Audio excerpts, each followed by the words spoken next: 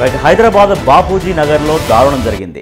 ఒక మైనర్ బాలికను తన బావ గొంతు కోసి హత్య చేశాడు. సో ఈ దారుణ ఘటన హైదరాబాద్లో జరిగింది. ఇది బాపూజీ నగర్లో జరిగినటువంటి దారుణం.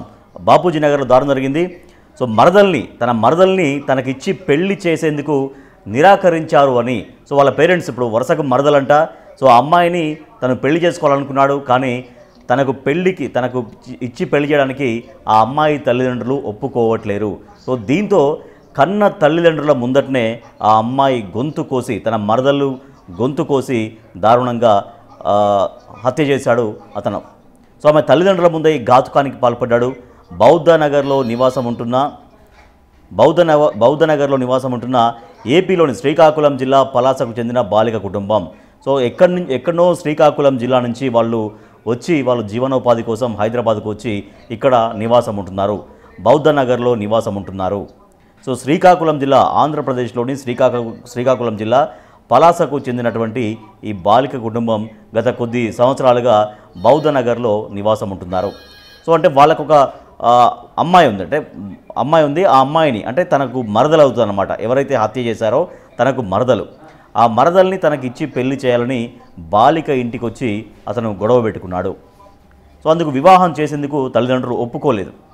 సో తను ఎంత గొడవ పెట్టినా కూడా ఇప్పుడు వాళ్ళు ఎంతో ఆశలు ఉంటాయి. ఒక అమ్మాయి ఇంట్లో పెరుగుతున్నప్పుడు వాళ్ళు ఎవరికి ఇవ్వాలి, ఆ అమ్మాయిని ఎవరికి ఇచ్చి పెళ్లి చేయాలి, ఎటువంటి కుటుంబానికి ఇవ్వాలనేది తల్లిదండ్రులకు వాళ్ళకి ఎన్నో ఆశలు, ఎన్నో ఊహలు అవన్నీ కూడా ఉంటాయి. కానీ అతను చాలా ఎక్కువగా ఫోర్స్ చేస్తూ వస్తున్నాడు. తనకు ఇచ్చి పెళ్లి చేయాలి, తన మరదల్ని తనకి ఇచ్చి పెళ్లి చేయాలంటూ తను ఫోర్స్ చేస్తూ వస్తున్నాడు. సో బాలిక ఇంటికి వచ్చి తల్లిదండ్రుల ముందే బాగా గొడవ పెట్టుకున్నాడు. సో అటువంటి వ్యక్తికి మా అమ్మాయిని ఇచ్చేదే లేదు, నీలాంటి వ్యక్తికి, ఇట్లా న్యూసెన్స్ చేసే వ్యక్తికి, ఇట్లా వేధించే వ్యక్తికి మా అమ్మాయిని ఇచ్చేదే లేదు అంటూ వాళ్ళు తెగేసి చెప్పారు. సో ఎట్టి పరిస్థితుల్లో అతనికి ఇచ్చి వివాహం చేసేందుకు తల్లిదండ్రులు అంగీకరించలేదు. సో దీంతో వంటింట్లోకి వెళ్ళాడు. సో చాలా ఆగ్రహానికి గురై వంటింట్లోకి వెళ్ళి చాకుతో బాలిక గొంతు కోసి పారిపోయాడు ఆ నిందితుడు. సో అక్కడికక్కడే ఆ బాలిక మరణించింది. కూతుర్ని రక్తపు మడుగులో చూసి తల్లిదండ్రుల రోదన మిన్నంటింది. సో చాలా దారుణమైనటువంటి సిచ్యువేషన్ ఇది. తల్లిదండ్రుల కళ్ళ ముందే ఒక బాలికని వరుసకు బావ అయ్యేటువంటి వ్యక్తి వచ్చి దారుణంగా గొంతు కోసి చంపేసి అక్కడి నుంచి పరారు కావడం అనేది చాలా దారుణమైనటువంటి విషయం. సో మరింత సమాచారాన్ని మా ప్రతినిధి విజయ్ అందిస్తారు. విజయ్, అసలు ఏం జరిగింది?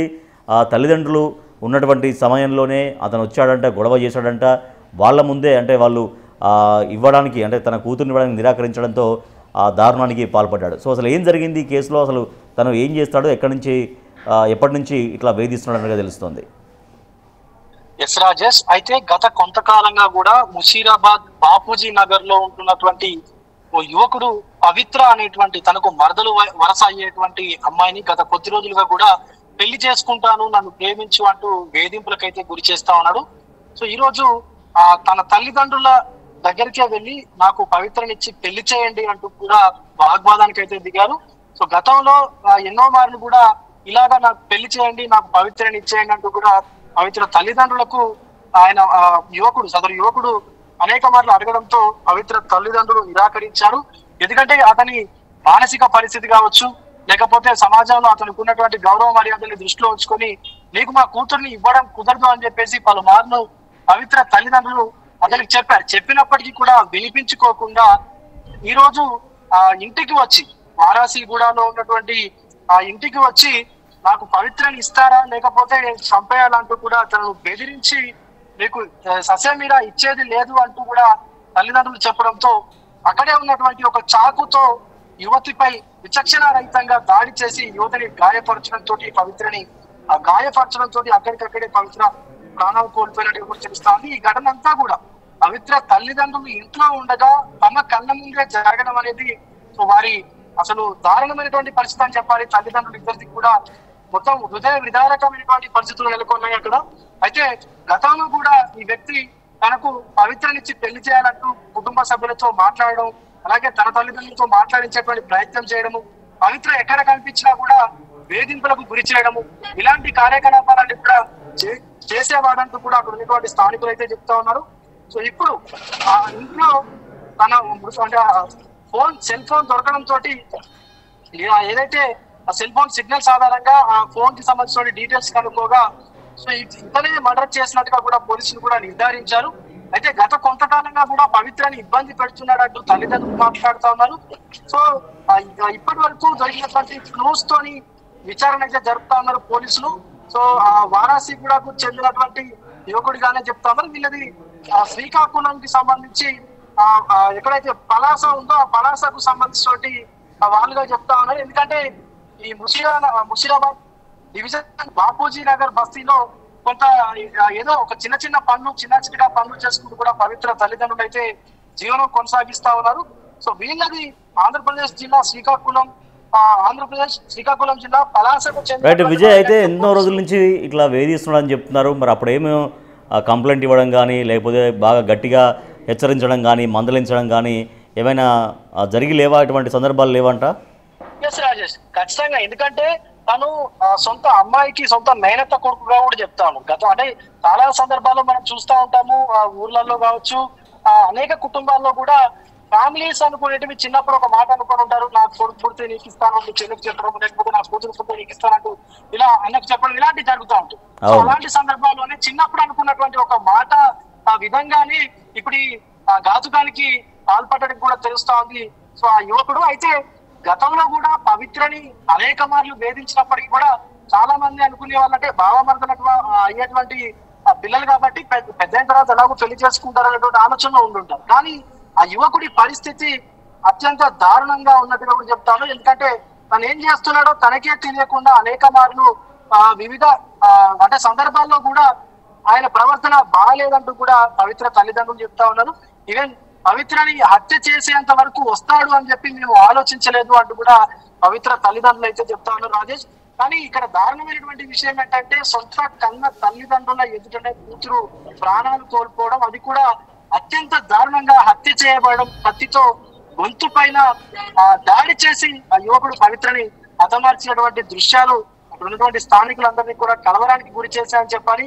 ముఖ్యంగా తల్లిదండ్రుల పరిస్థితి అయితే అగమ్య గోచరంగా ఉందని చెప్పాలి. ఎందుకంటే 17 ఏళ్ల ఒక మైనర్ బాలిక, ఇంకా మేజర్ అవ్వనటువంటి బాలికని ఇంత దారుణంగా హత్య చేసినటువంటి వ్యక్తిని ఎలా పోలీసులు వదిలేస్తా ఉన్నారు? ఖచ్చితంగా పోలీసులు తనని పట్టుకొని కఠిన కారాగార శిక్ష విధించాలి, లేదంటే అతనికి ఇంకా ఉరి శిక్ష విధించాలంటూ కూడా పవిత్ర తల్లిదండ్రులు చెప్తా ఉన్నారు. ఎందుకంటే వీళ్ళని వదిలేస్తే ఇలాంటి నేరాలు ఎక్కువైపోతే ఖచ్చితంగా వీళ్ళని శిక్షించాలి కఠినంగా అంటూ కూడా పవిత్ర తల్లిదండ్రులు మాట్లాడుతూ ఉన్నారు రాజేష్.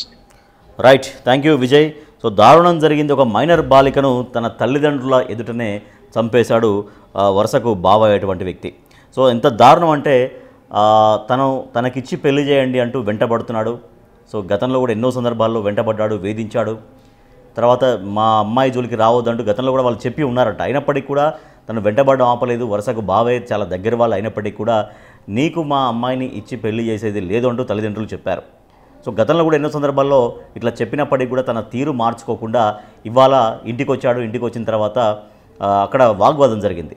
సో మీ అమ్మాయిని నాకు ఇచ్చి పెళ్లి చేయమని వాగ్వాదానికి దిగితే ఎట్టి పరిస్థితుల్లో పెళ్లి చేసే ప్రసక్తే లేదు అంటూ వాళ్ళు తేల్చి చెప్పారు. సో దీంతో అక్కడ చాలా ఆగ్రహానికి గురయ్యాడు. ఎట్లా మీరు నాకు ఇవ్వరు, అమ్మాయిని ఎట్లా నాకు ఇచ్చి పెళ్లి చేయరు అని చాలా ఆగ్రహానికి దిగి విచక్షణను మరిచి అక్కడే లోపల కిచెన్లో ఉన్నటువంటి కత్తి చాలా ఫాస్ట్గా ఆగ్రహంతో కిచెన్లోకి వెళ్ళాడు. కిచెన్లో కత్తి తీసుకున్నాడు. కత్తి తీసుకొని వచ్చి తల్లిదండ్రుల ముందే, కన్న తల్లిదండ్రుల ముందే అక్కడ దారుణానికి పాల్పడ్డాడు. సో అక్కడ గొంతు కోసి హత్య చేశాడు చాలా దారుణంగా. సో వీళ్ళు ఇక్కడ శ్రీకాకుళం ఆంధ్రప్రదేశ్లోని శ్రీకాకుళం జిల్లా పలాస నుంచి ఆ బాలిక కుటుంబం ఇక్కడికి వలస వచ్చి ఇక్కడ ఉంటున్నారు. సో వాళ్ళ జీవనోపాధి కోసం ఏదో ఒక పని చేసుకుంటూ వాళ్ళు తమ జీవనాన్ని సాగిస్తున్నారు. సో అటువంటి వాళ్ళ ఇంటికి వచ్చి తల్లిదండ్రుల ముందటనే ఆ అమ్మాయిని, ఆ మైనర్ బాలిక వరుసకు మరదలు, తను బావ, సో ఆ తల్లిదండ్రుల ముందే తను గొంతు కోసి మన కిచెన్లోకి వెళ్ళి ఆ చాకు తీసుకొని వచ్చి ఆ చాకుతో గొంతు కోసి దారుణంగా హత్య చేశాడు ఆ వ్యక్తి.